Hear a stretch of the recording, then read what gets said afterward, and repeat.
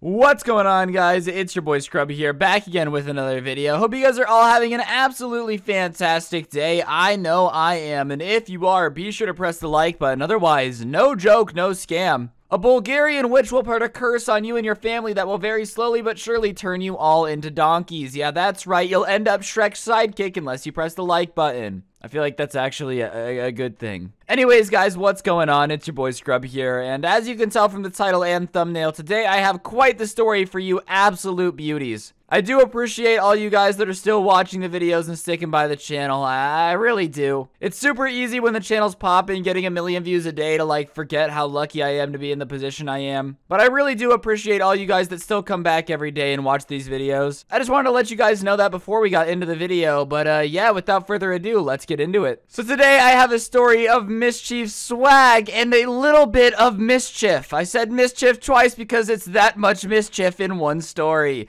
This is actually a story of me and my friends sneaking around doing bad things because for some reason me and my friends treated every situation like a James Bond movie, okay? Like, we were doing barrel rolls in all black clothing. Alright guys, Echo 9 Foxtrot Charlie. Like, we definitely took ourselves way too seriously with getting away with mischief, but, you know, in retrospect, I don't regret any of it because it gave me a lot of really good stories that entertain you guys, you know? But today I'm going to be telling the story of how we actually stole our friend's car and made him think it got stolen by a bunch of criminals, which you know, when I say it like that makes it not sound like a funny prank, but trust me, it's pretty funny. So, in high school, we had this friend named Derek, and Derek was a pretty cool guy, don't get me wrong, but Derek got a very cool car for his 16th birthday. He got a brand new BMW that he was convinced was the coolest car to ever exist, and I ain't gonna cap, I really like Beamers, okay? It was a pretty dope car. The one thing that, you know, he kind of forgot is that any car is able to be stolen, alright? He would talk to us and brag constantly about how it was actually impossible for anyone to steal his car because of the BMW's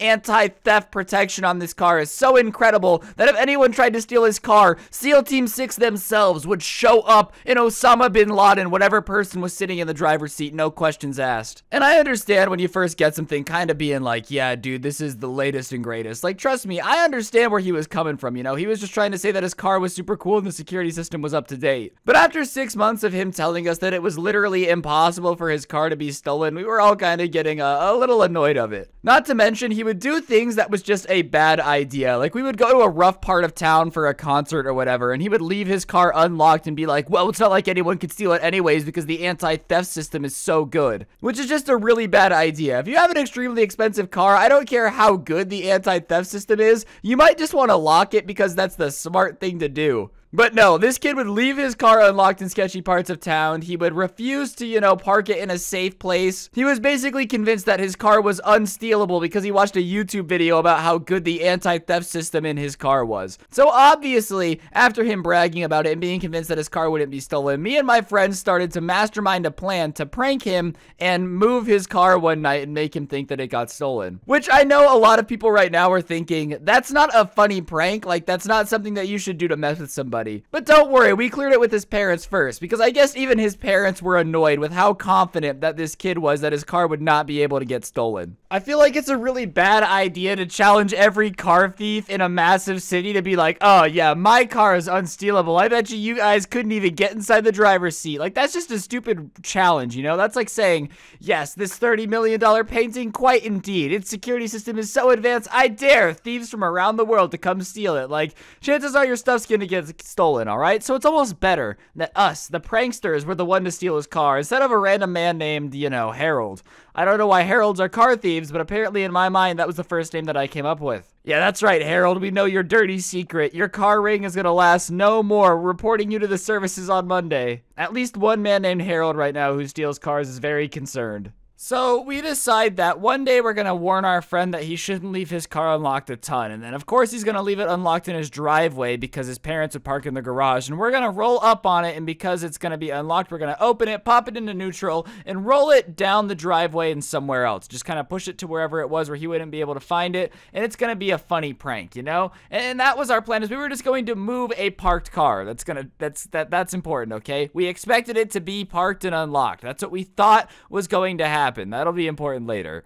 So regardless, we're just kind of talking to our friend the next day, and we're like, hey man, you know, you might want to lock your car. Like, I think it's a bit ridiculous that you don't lock your car. And he starts going on and on about how the security system made his car unstealable and how it was impossible that anyone would actually be able to steal his car due to how high-tech the security system is. And then he says something that makes us all very surprised. He says, you know what, I leave the keys in it when it's in my driveway because it's push to start. I don't want to have to worry about it. Like, that's how unstealable this car's is. You can leave the keys in the car and leave the doors unlocked and no one can even steal it. And at that point, suddenly we're like, oh my god, we're not just gonna have to push this car down the road. We can park it literally everywhere that we want. Like, if we want to park his car somewhere, you know, we can park it in a nun's parking lot. Like, we can do whatever we want right now, which is a very different strategy. So we have a conversation with our friend. We're like, look, dude, you might not want to leave your car unlocked. And he starts, oh, my security system's so untouchable that I leave the keys in the car. You know, that entire spiel.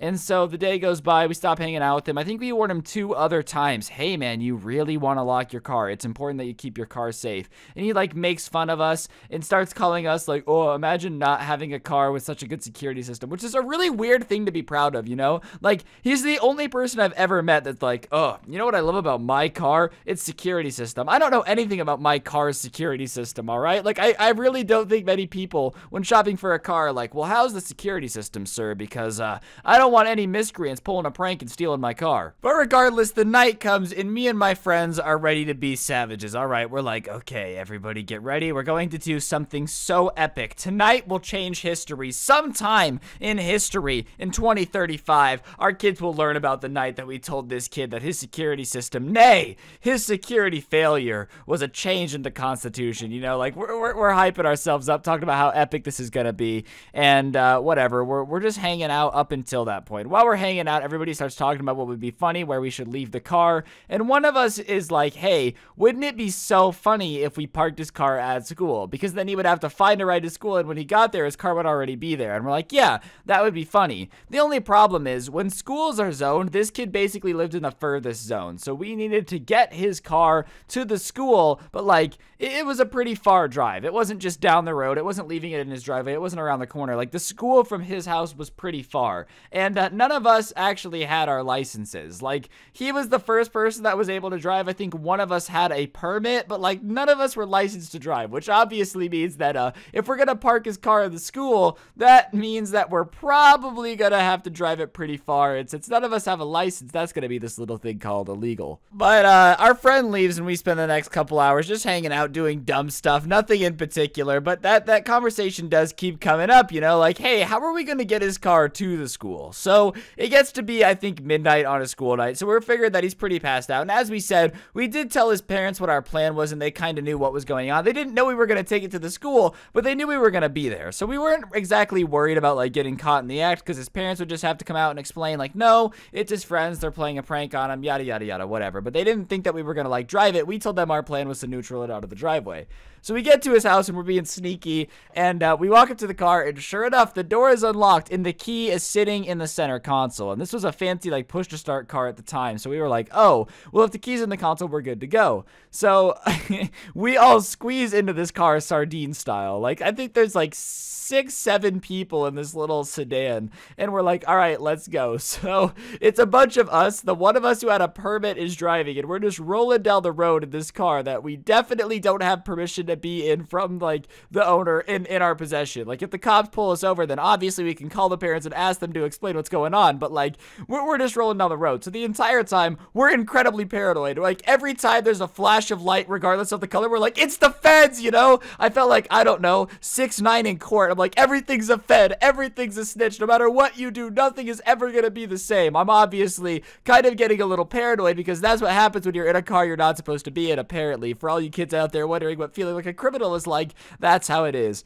So regardless, we're rolling and we're super paranoid. Every light, every time, we're freaking out. And as we're getting closer to the school, I'm pretty sure we're 2-3 blocks away now. We stop at the last major intersection before we get into, like, neighborhood streets, you know, to get to the school. And a cop is right behind us. And we are all nervous. We're like, oh my god, dude, there's a cop behind us. Of course, this is gonna happen right before we get to the point where it doesn't matter anymore. Like, once we're in the school, we're fine, we're good. We all had, like, longboards in the back, and we were gonna longboard back to our house. houses, you know? And we're like, oh my God, there's a cop behind us. So we start driving and the cop is behind us. And keep in mind, it already looks shady because we definitely look young. But on top of that, it's now past curfew in my city. And on top of that, you can look at our car and see that there's like 7 people crammed into it. There's people laying on each other's laps. Like, it's pretty obvious that there's something weird going on. If I was a cop, I would think that's suspicious. And I was the person in the car, so I'm biased to the car. So we get to the school, thankfully, without the police pulling us over. But the entire time, I'm pretty sure I could feel my stomach and another part of my body that's a little bit lower. Like, I was freaking out. I was so nervous.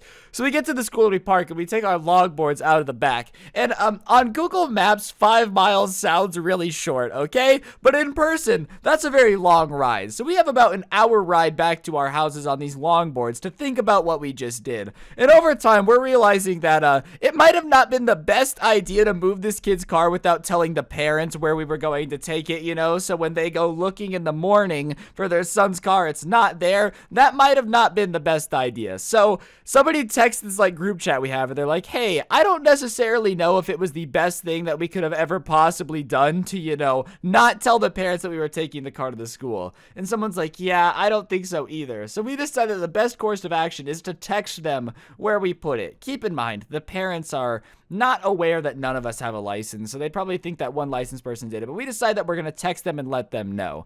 And they surprisingly respond pretty late at night. I think it's like, you know, 1, 2 in the morning at this point, and they're like, oh, okay, no harm, no foul. Yeah, like, now that we know, we're fine. Like, we'll just take our son to school in the morning. And we're like, sweet, this is perfect. Now we get away with it. There's going to be no problems. There's nothing bad that's going to happen.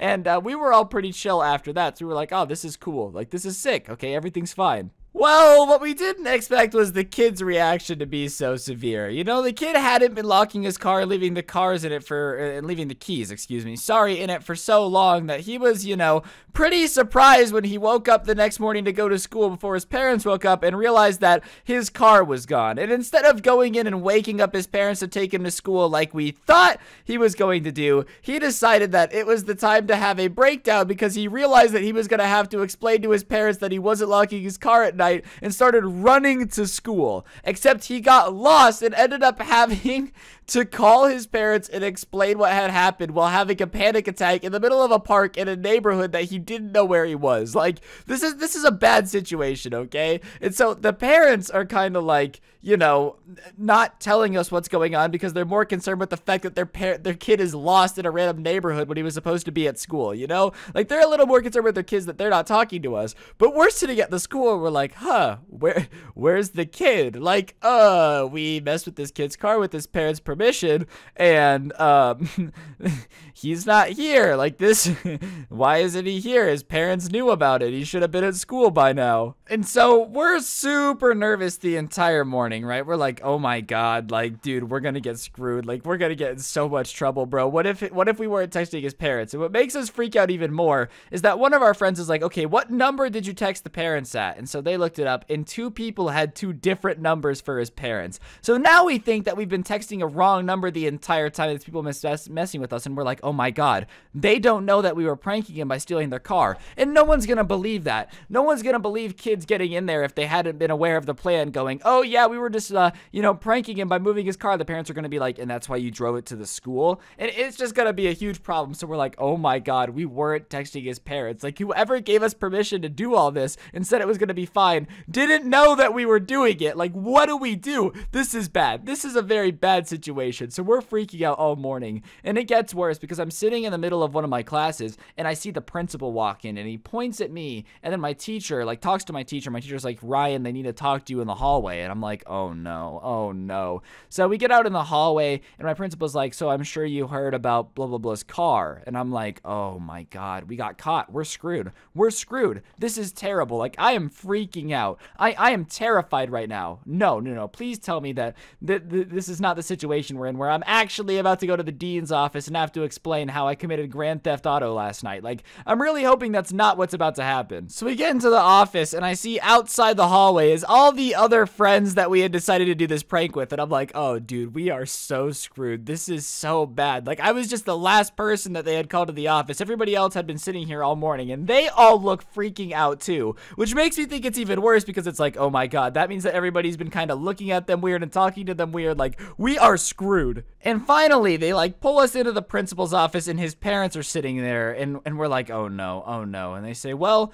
boys, your friend Lewis had a panic attack this morning and is in a mental facility right now. We just wanted to make sure that you guys were okay and offer counseling if anything was going on, because, you know, his parents told us that you guys played a prank, and of course they're not blaming you for that at all. They just think their son had a mental like snap and like all this stuff, and we're like, wait, we're not in trouble? And they're like, no. And we're like, our friend has a panic attack, is in the mental hospital. What are you talking about? Like, what is going on? So we're all in there in like this office, and they start explaining to us the events of the morning, which is that our friend had a panic attack and started running to school, but like had gotten lost and had to call his parents and like had a freak out, and it came out that he had been, you know, like doing Adderall to pass tests. Like, it was this whole event that we just had no idea about. And so us shocked are like, wait, we're not in trouble? And they're like, no, we just wanted to make sure that you were okay. And we're like, so you got our text last night? And the parents are like, yes. And all of us breathed this sigh of relief, and we explained that we had thought we had texted the wrong parents. And so they're all laughing, and they're like, okay, you know, I'm glad I got entertainment out of the day. Obviously, there's stuff going on with our son. So we just told them that you guys might need, like, mental counseling in case this was, like, a traumatic experience. And all of us are like, yeah, we probably should talk about it with somebody, because we all definitely thought we were about to go to jail when we walked in here. That's a very stressful feeling. And our friend ended up being okay. Like, just to clarify, he basically was doing these things and acting out of character as like a cry for help that, you know, like it was this long thing, but he was okay. He got the help he needed, and from there he was much better, and like he was okay, and it was a good thing for him to get treatment. And it was just the timing. Like, it was that event that we thought was going to be a funny prank, just like what was the catalyst for all that stuff to go down. So he is okay, but it was basically a situation of we definitely thought we were about to get arrested for stealing this kid's car because we thought we had texted the wrong parents and this entire thing. But yeah, that's going to do it for the video. Hopefully you guys enjoyed it. If you did, be sure to press the like button. Let me know in the comment section down below what you thought. And check out the Sorry Karen merch. I think I'm going to be taking it away at the end of November. So if you want to get some, now's your last chance. I've said that a couple times. Also, head over to gfuel.com and use code SCRUBBY for 30% off G Fuel for the next 2 days. You know, it helps me out. It's a good product. I use it every day, so that's something you should consider. And today's notification shout out goes to the always awesome Lance Andrew 52. Big shout out to you for having on notifications. If you want a notification shout out, just hit me up in the Instagram DMs with the proof of you having notifications on, and we'll be good to go. Have an absolutely amazing day, and hopefully I'll see you guys tomorrow with another video. Don't get anyone pregnant, and if you do, make sure they're hot. I'm out. Peace.